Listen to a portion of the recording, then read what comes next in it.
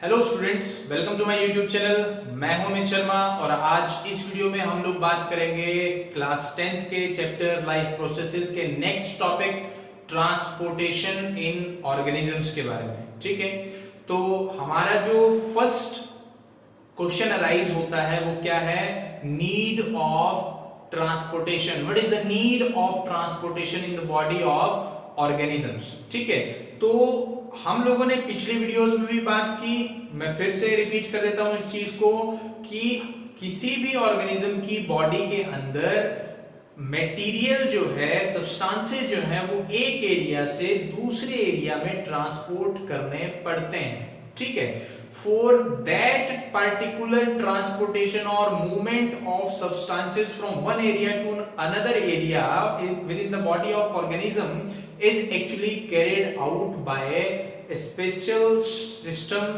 called circulatory system या transportation system। ठीक है, तो पहला पॉइंट क्या है? Need of transportation. Need of transportation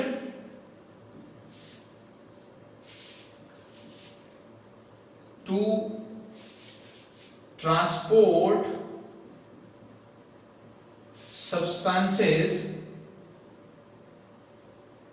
from one area to another area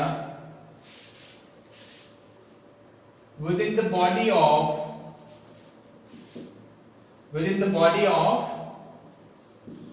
organism। ठीक है, ये रिक्वायरमेंट है ट्रांसपोर्टेशन सिस्टम की। मटेरियल की ट्रांसपोर्ट करनी पड़ती है एक एरिया से दूसरे एरिया में, एक ऐसे एरिया में जहां पर रिक्वायरमेंट है किसी चीज की, तो वहां पर मटेरियल को ट्रांसपोर्ट किया जाता है। फॉर एग्जांपल, हमारे सेल्स में रेस्पिरेटरी एक्टिविटी चल रही है और रेस्पिरेशन में ऑक्सीजन कंज्यूम होगी, कार्बन डाइऑक्साइड प्रोड्यूस होती है।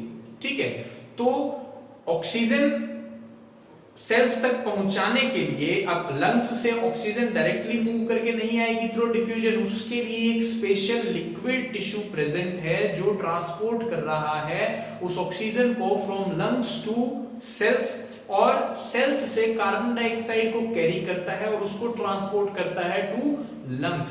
इसी तरीके से आपके स्मॉल इंटेस्टाइन से एब्जॉर्ब न्यूट्रिएंट्स जो है वो सेल्स तक डिस्ट्रीब्यूट होते हैं। सारे सेल्स से ओरिजिनेट होने वाला जो या प्रोड्यूस होने वाला जो वेस्ट होगा वो आपके एक्सक्रीटरी ऑर्गन्स तक ट्रांसपोर्ट होता है। तो मटेरियल की ट्रांसपोर्टेशन के लिए एक स्पेसिफिक ट्रांसपोर्टेशन सिस्टम का होना जरूरी है, रिक्वायर है सब्सटेंसेस की मूवमेंट के लिए। ठीक है, और हमारे अंदर फॉर ट्रांसपोर्टेशन सर्कुलेटरी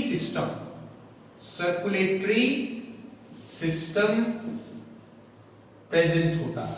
ठीक है, हमारी बॉडी में क्या प्रेजेंट है? एक सर्कुलेटरी सिस्टम प्रेजेंट है for carrying out the process of transportation. अब हमारी बॉडी की अगर हम बात करें, यानी कि एनिमल्स की बॉडी की बात करें, पार्टिकुलरली ह्यूमंस की बॉडी की बात करें, तो सर्कुलेटरी सिस्टम में 3 कंपोनेंट प्रेजेंट होते हैं। There are 3 components in the circulatory system of humans. First is circulating liquid. ठीक है, एक ऐसा लिक्विड जो सर्कुलेट कर रहा हो हमारी बॉडी के अंदर, वो है ब्लड। ठीक है, दूसरा pumping organ,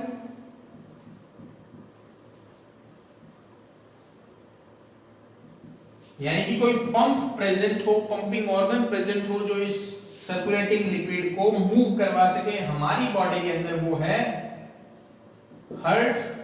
and third component is pathway. तो पाथवे कहने का मतलब वो पार्टिकुलर पाथ जहां पर सर्कुलेटिंग फ्लूइड मूव करेगा, जिन पाथवेज को यूज किया जाएगा फॉर ट्रांसपोर्टेशन। ठीक है, तो हमारी बॉडी के अंदर इस तरह के पाथवेज प्रेजेंट होते हैं जिनको नाम दिया जाता है ब्लड वेसल्स।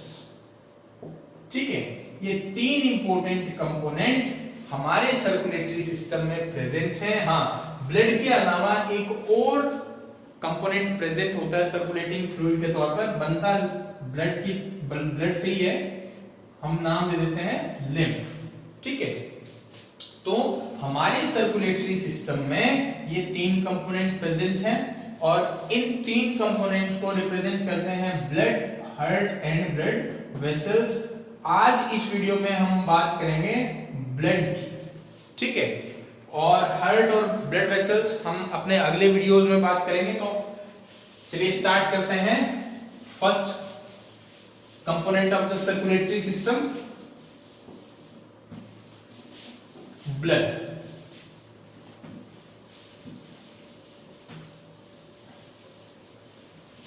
ठीक है, तो मैं यहां लिख देता हूं सबसे पहले ब्लड।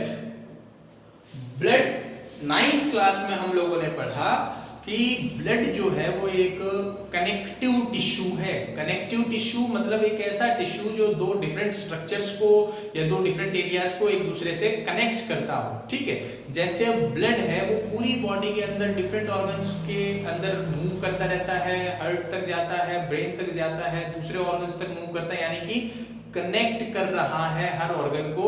तो यहां पर ब्लड क्या है? It is a liquid connective tissue. ठीक है, ब्लड क्या है? एक लिक्विड कनेक्टिव टिश्यू है जिसका पीएच होता है, pH is equal to 7.4, slightly basic. ठीक है, 7 वैल्यू जो होती है वो होती है न्यूट्रल की, तो 7.4 है, स्लाइटली बेसिक होता है ये। और इसके 2 कंपोनेंट हैं। इट कंसिस्ट ऑफ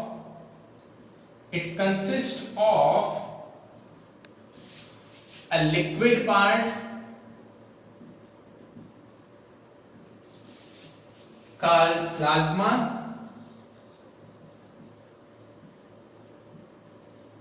तो प्लाज्मा जो कि इसका लिक्विड पार्ट है, एंड सेलुलर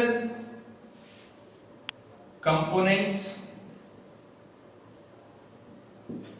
ठीक है, एक तो लिक्विड पार्ट जिसको प्लाज्मा नाम दिया जाता है वो इसमें प्रेजेंट होता है, और दूसरे हैं सेलुलर कंपोनेंट्स जो मिल करके, यानी कि cellular component plus plasma collectively form blood. ठीक है, तो जो सेलुलर कंपोनेंट है वो हम लोग जानते हैं कौन कौन से हैं। आरबीसी है, डब्ल्यूबीसी है एंड प्लेटलेट्स है। ठीक है, इनको पढ़ेंगे हम एक एक करके। ठीक है, उससे पहले हम पढ़ते हैं क्या? प्लाज्मा। अब ब्लड जो है जिसको हम बोल रहे हैं लिक्विड कनेक्टिव टिश्यू, उसका लिक्विड पार्ट जो है वो क्या है? प्लाज्मा बोला गया है। तो मैं यहां पर लिख लेता हूं सबसे पहले प्लाज्मा, और यहां पर लिख देता हूं लिक्विड पार्ट ऑफ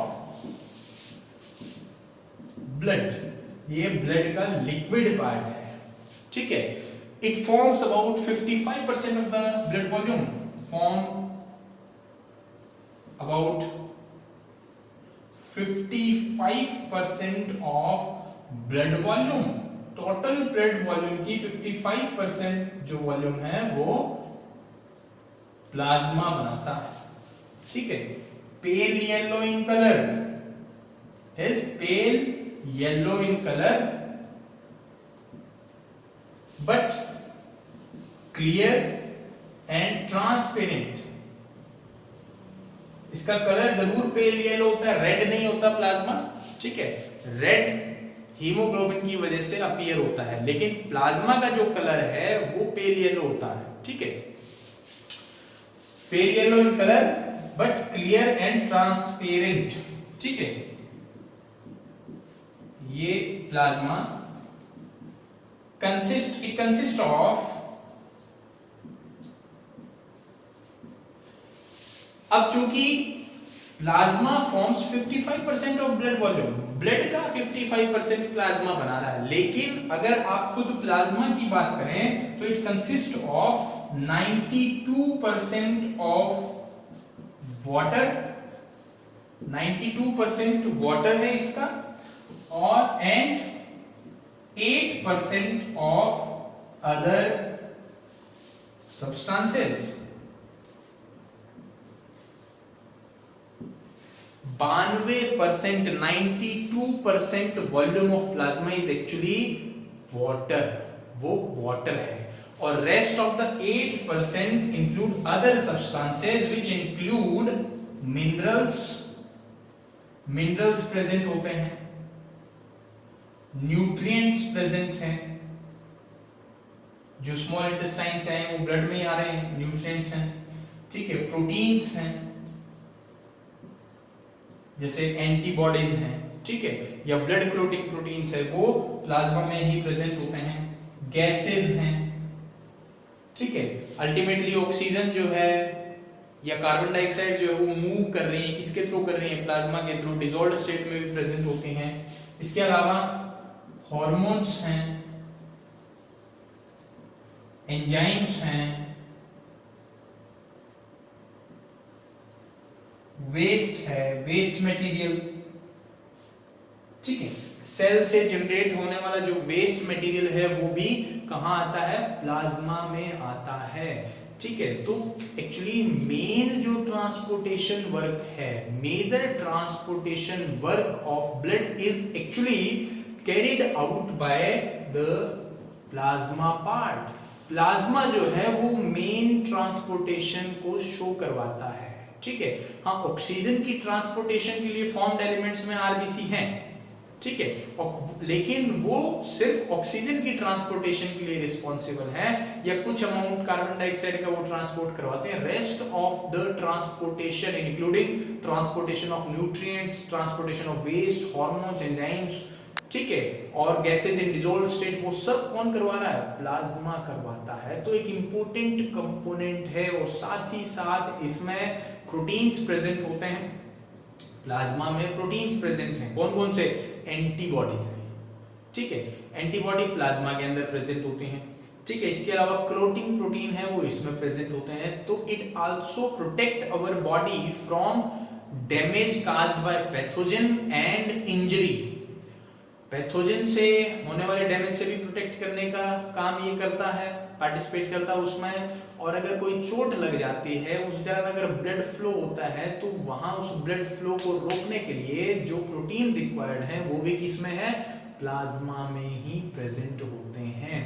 तो प्लाज्मा के इंपॉर्टेंट फंक्शंस कौन कौन से हो गए, transportation of food, transportation of waste, transportation of gases, protection from pathogens, protection from injury, ठीक है। तो ये सब जो है वो हम बोल सकते हैं प्लाज्मा के फंक्शंस हैं, ठीक है। हाँ, ठीक है, मेन फंक्शन इसका ट्रांसपोर्टेशन का है, ठीक है। मैंने अलग अलग बोल दिया, आप एक साथ भी बोल सकते हैं, transportation of substances, the substances include transportation of nutrients, gases, waste, ठीक है, या प्रोटेक्शन आप बोल सकते हैं, protection from pathogenic cells, protection from injury, ठीक है।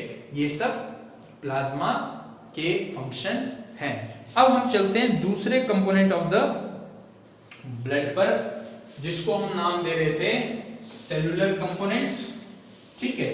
और सेलुलर कंपोनेंट्स में सबसे पहले हम पढ़ेंगे आरबीसी को, ठीक है। The first component is RBC, यानी कि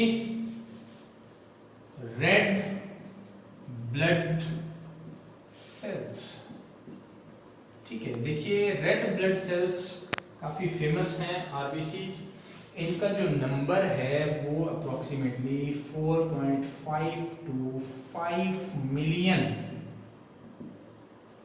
पर cubic millimetre of blood. 1 cubic millimetre के वॉल्यूम ऑफ ब्लड को अगर हम देखें तो उसमें लगभग 45 से 50 लाख आरबीसी के जो सेल्स हैं वो हमें अवेलेबल होंगे। मेल्स के अंदर इनका नंबर ज्यादा होता है, 50 लाख के आसपास। फीमेल्स के अंदर नंबर थोड़ा कम होता है, ठीक है। आरबीसी की शेप बाइकॉन्केव एंड सर्कुलर। ह्यूमंस में आरबीसी की shape, even humans and other most of the mammals की अगर हम बात करें तो मैं यहां लिख देता हूं, मैमल्स की अगर हम बात करें तो ये बाई कॉन्केव की शेप ऐसी होती है। देखिए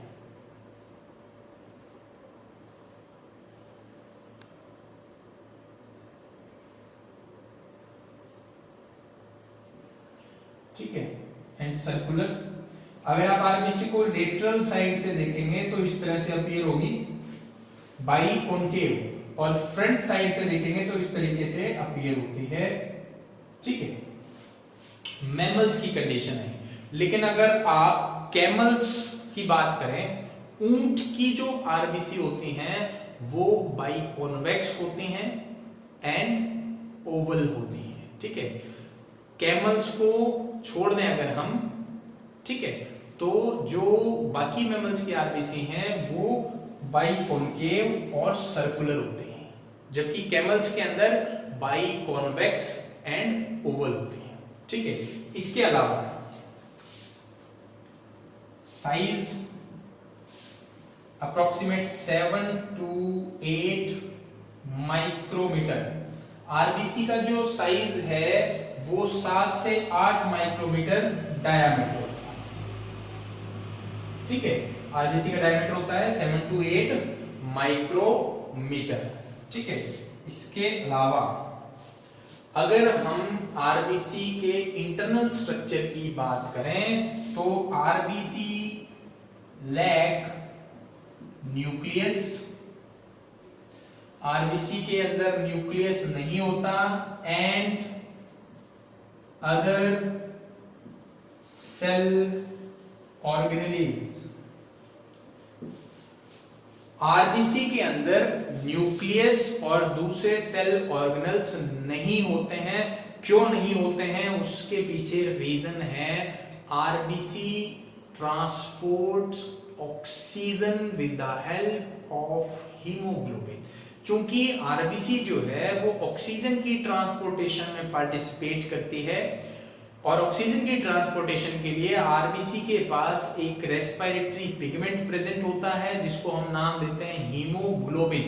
ठीक है, तो ज्यादा से ज्यादा ऑक्सीजन ट्रांसपोर्ट कर पाए इसलिए आरबीसी जो है वो अपने इंटरनल वॉल्यूम को इंक्रीज करती है। वो इंक्रीज कैसे होगा कि वहां से न्यूक्लियस और दूसरे सेल ऑर्गेनल्स को वो हटा दे ताकि उनके द्वारा जो वॉल्यूम ऑक्यूपाई की जाती वो भी फ्री हो जाए, वहां पर भी ज्यादा हीमोग्लोबिन और ज्यादा ऑक्सीजन कैरी की जा सके।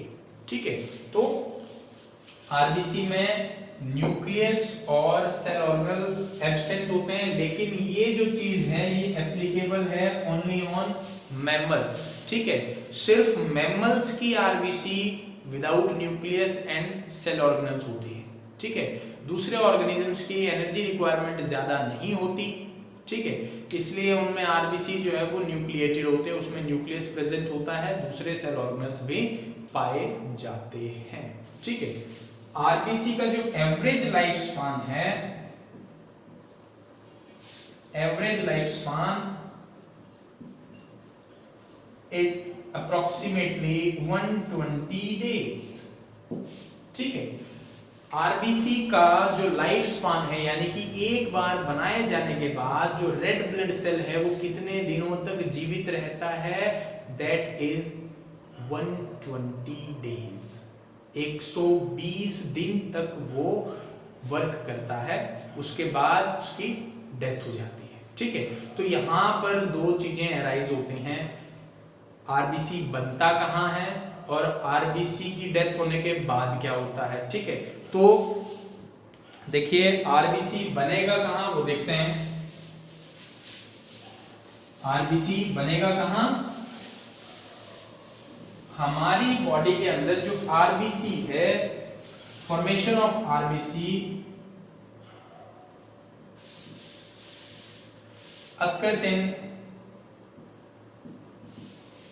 Red bone marrow,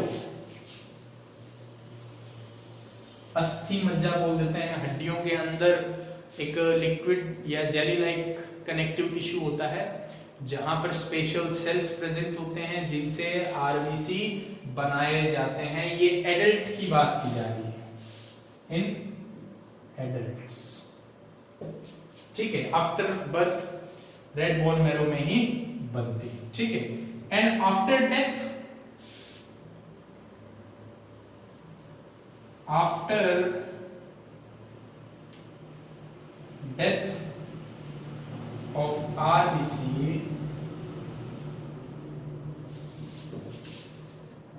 they are transported। RBC की जैसे ही डेथ हुई उनको ट्रांसपोर्ट कर दिया जाता है किसके पास? स्प्लीन के पास, ठीक है। स्प्लीन के पास, जिसको बोला जाता है ग्रेवयार्ड ऑफ आरबीसीज, ठीक है। After death of RBCs, they are transported to spleen, and spleen is known as graveyard of RBC। क्यों बोला जाता है जी? कि जैसे ही आरबीसी की लाइफ स्पान कंप्लीट हुई, आरबीसी को स्प्लीन के पास भेज दिया जाएगा। अब स्प्लीन क्या करेगा? वहां पर आरबीसी का ब्रेकडाउन होगा, उसके अंदर प्रेजेंट हीमोग्लोबिन पिगमेंट जो था उसमें से हीम ग्रुप यानी कि आयरन कंटेनिंग पार्ट सेपरेट कर लिया जाएगा और प्रोटीन पार्ट सेपरेट कर दिया जाएगा। अब जो आयरन ग्रुप सेपरेट आउट हुआ है उसको रीयूज किया जाएगा for formation of new haemoglobin.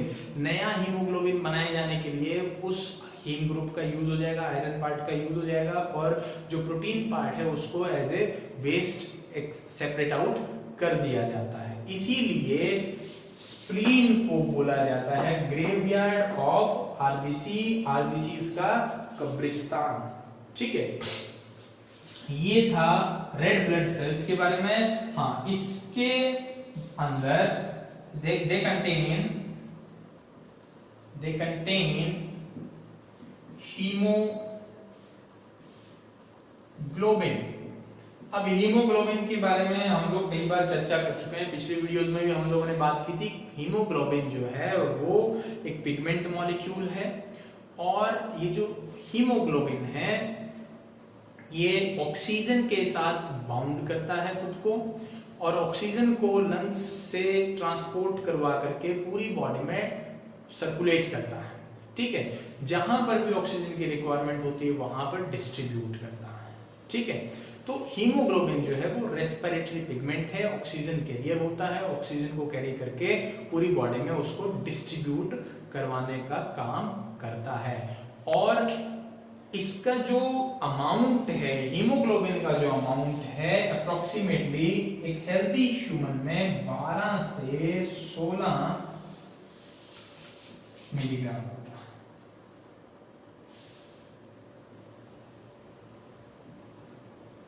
Of 100 ml blood, ठीक है। 12 to 16 ग्राम, ठीक है। 12 से 16 ग्राम पर 100 ml ऑफ ब्लड, ठीक है। ये हीमोग्लोबिन का अमाउंट होता है। अब next type of formed elements के ऊपर चलते हैं जिनको नाम दिया जाता है WBCs, व्हाइट ब्लड कॉर्पसल्स, ठीक है। व्हाइट ब्लड कॉर्पसल्स, तो यहां से हम इसको कर देते हैं रब, यहां लिखते हैं व्हाइट ब्लड सेल्स या व्हाइट ब्लड कॉर्पसल्स। इनका जो नंबर होता है वो वेराई करता है, अप्रोक्सीमेटली 6000 to 8000 पर क्यूबिक मिलीमीटर। ये टीएलसी है। अगर आपने कभी ब्लड टेस्ट करवाया होगा तो उसमें टीएलसी बोला जाता है, total leucocyte count, total leucocyte count, ठीक है। ये वैल्यू होती है अप्रोक्सीमेटली 6 to 8000 सेल्स पर क्यूबिक मिलीमीटर, ठीक है। इसका जो शेप है ये राउंडेड हो सकते हैं और इर्रेगुलर भी हो सकते हैं। ठीक है, या तो राउंडेड है या इर्रेगुलर होंगे। Size 12 to 20 micrometre in diameter. इनका जो डायमीटर है वो आरबीसी से ज्यादा होता है, 12 से 20 माइक्रोमीटर डायमीटर होता है इनका। ठीक है, दे आर फॉर्म्ड, फॉर्मेशन जो है in yellow bone marrow,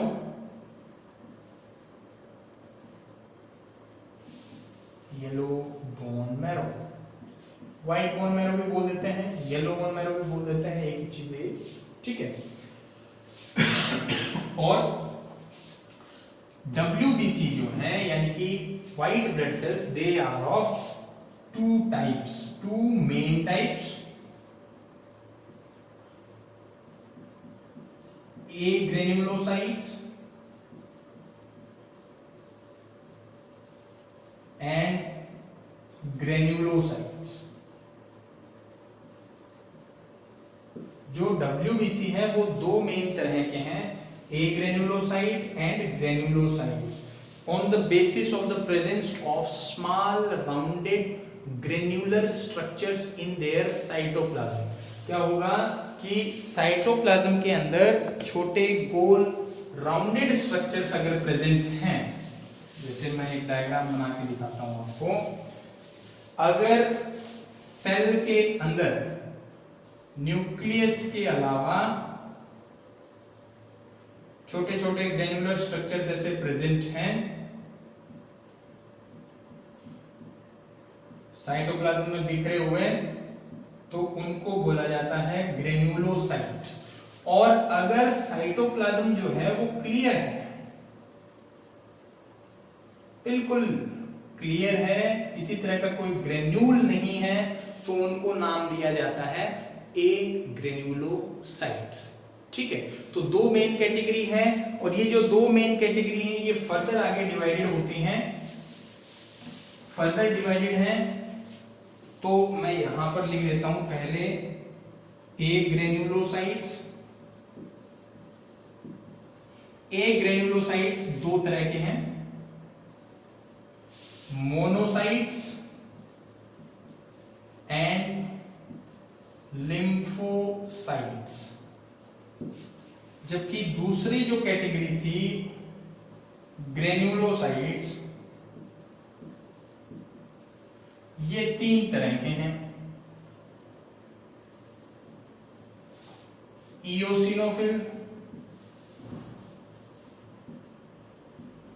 basophil and neutrophil. ठीक है, तो ओवरऑल जो WBC जो है वो दो मेन कैटेगरी के, और फिर इनकी जो सब कैटेगरीज हैं, जैसे एक ग्रेनुलोसाइट है वो मोनोसाइट्स और लिम्फोसाइट, और ग्रेनुलोसाइट है वो इयोसिनोफिल, बेसोफिल एंड न्यूट्रोफिल, यानी कि टोटल 5 तरह की सब कैटेगरीज WBCs की पाई जाती है, जिनका अलग अलग काम है। ठीक है, लेकिन WBCs का जो मेन फंक्शन है, the main function of WBC is to protect the body from attack of pathogens. इनको they are also known as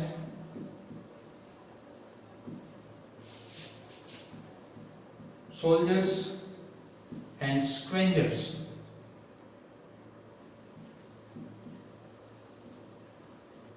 of organism's body।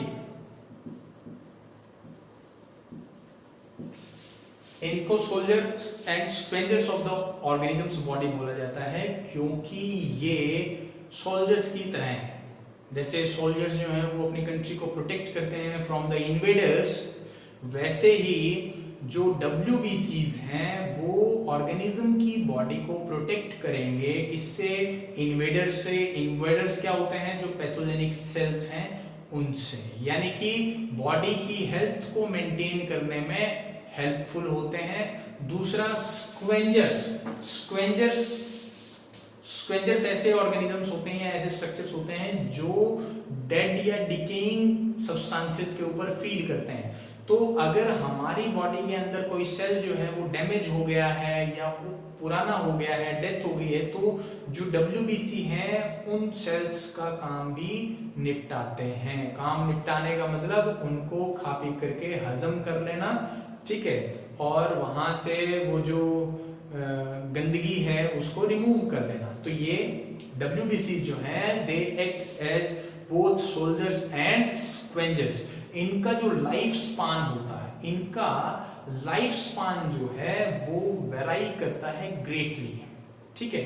जैसे बेसोफिल्स हैं या इओसिनोफिल्स हैं, ठीक है, ये कुछ दिन तक सरवाइव कर सकते हैं, ठीक है, फॉर फ्यू डेज। जबकि लिम्फोसाइट्स हैं, लिम्फोसाइट्स जो हैं कुछ ऐसे कंडीशंस हैं जिसमें life span of the individual organism, यानी कि मान लेते हैं मेरी बॉडी के अंदर कोई पार्टिकुलर एंटीबॉडी प्रोड्यूस करने वाला लिम्फोसाइट है, तो वो जब तक मैं जीऊंगा तब तक मेरी बॉडी के अंदर सरवाइव करेगा। यानी कि इनका जो लाइफ स्पान है वो वेराई करता है, ठीक है, कोई पार्टिकुलर नहीं है, ठीक है। और WBCs का जो मेन फंक्शन है वो यही, soldiers and sponges of the organism, they protect the body from the invaders, they also remove the debris, cellular debris, ठीक है। Next part is platelets. तो लास्ट फॉर्म्ड एलिमेंट्स करने जा रहे हैं हम, प्लेटलेट्स, ठीक है। Blood platelets,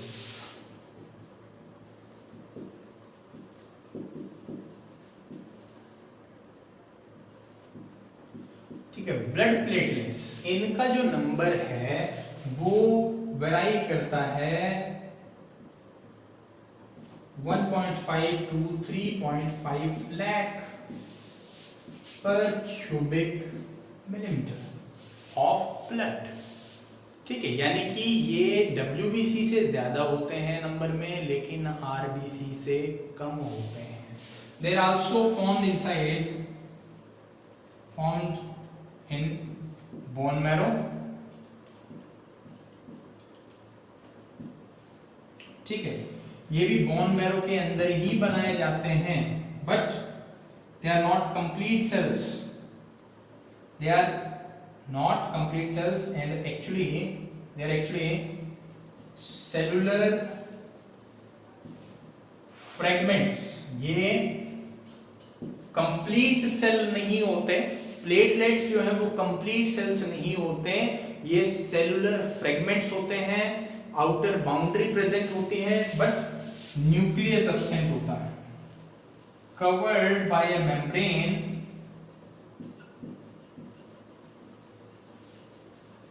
but lack nucleus and cell organelles,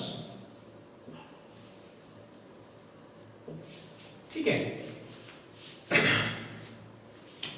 membrane जरूर प्रेजेंट होते हैं, लेकिन इनमें न्यूक्लियस या दूसरे सेल ऑर्गेनल्स प्रेजेंट नहीं होते, इसलिए हम इनको कंप्लीट सेल्स मानने की बजाय सेलुलर फ्रेगमेंट्स कंसीडर करते हैं, ठीक है। इनकी फॉर्मेशन भी कहां होती है, बोन मैरो में ही होती है, and they play a very important role in blood clotting, play very important role, ये प्ले इंपॉर्टेंट रोल लिख देते हैं सीधा ही, play important role in clotting of blood, ठीक है, at the time of injury, ठीक है। अगर कोई चोट लग जाती है तो जो प्लेटलेट्स हैं उस चोट लगे हुए जगह पर सबसे पहले क्लॉटिंग की प्रोसेस को स्टार्ट करवाते हैं। होता क्या है, एक पूरा प्रोसेस है, इसके बारे में हम डिटेल से पढ़ेंगे, लेकिन एक जस्ट ओवरव्यू मैं दे देता हूं आपको। जब भी अगर चोट लगती है तो कुछ केमिकल्स रिलीज होते हैं जिसकी वजह से ब्लड का जो फ्लो है वहां उस पार्टिकुलर एरिया में बढ़ जाता है और ज्यादा से ज्यादा प्लेटलेट जो है वहां पर पहुंचना स्टार्ट करते हैं। प्लेटलेट जैसे ही वहां पहुंचते हैं, वहां पहुंचने के बाद में ब्रस्टिंग शो कर देते हैं और उनके अंदर से केमिकल रिलीज होता है जिसको नाम दिया जाता है प्लेटलेट फैक्टर 3 या प्लेटलेट थ्रोम्बोप्लास्टिन। ठीक है, that chemical initiate the process of clotting, process of blood clotting, ताकि आपकी वो जो चोट लगी हुई जगह है वहां पर ब्लड का फ्लो बंद हो। ठीक है, और वहां पर जो एक साइट ओपन हुई है जिसके थ्रू पैथोजन एंटर कर सकते हैं वो भी ब्लॉक हो जाए। ठीक है, blood clot on at the site of injury is also necessary for, क्योंकि अगर क्लॉटिंग नहीं हुई, ब्लड का थक्का नहीं जमा वहां पर, तो ब्लड जो है वो आपकी बॉडी से कंटिन्यूसली फ्लो होता रहेगा और आपकी बॉडी में ब्लड की वॉल्यूम डिक्रीज हो जाएगी। एज ए रिजल्ट आपके ब्रेन को या दूसरे इंपॉर्टेंट ऑर्गन्स को सफिशिएंट ब्लड और उसके थ्रू सफिशिएंट ऑक्सीजन और फूड नहीं मिलेगा तो डेथ हो सकती है। ठीक है, तो ये थे ब्लड के कंपोनेंट्स। ब्लड के दो कंपोनेंट्स हम लोगों ने पढ़े, प्लाज्मा और दूसरा फॉर्म्ड एलिमेंट्स। फॉर्म्ड एलिमेंट्स हम लोगों ने 3 तरह के पढ़े, RBC, WBC and blood platelets. ठीक है, तो आज इस वीडियो में इतना ही। ठीक है, इसके बाद का जो टॉपिक है जिसमें हम पढ़ेंगे पंपिंग ऑर्गन हार्ट को और ब्लड वेसल्स को, वो मिलेगा आपको नेक्स्ट वीडियो में। तब तक के लिए इन टॉपिक्स को रीड कीजिए। किसी तरह की कोई प्रॉब्लम हो तो प्लीज कमेंट बॉक्स में ड्रॉप कीजिए and please please please like, share and comment and also subscribe the channel if you are new on it. ठीक है, अगर आप नए हैं इस चैनल पर तो प्लीज चैनल को सब्सक्राइब करना मत भूलिए और हाँ, बेल आइकन को भी प्रेस कर दीजिए ताकि जैसे ही इस वीडियो का नेक्स्ट पार्ट मैं अपलोड करूं आप लोगों को नोटिफिकेशन मिल जाए। तब तक के लिए thank you, have a nice day.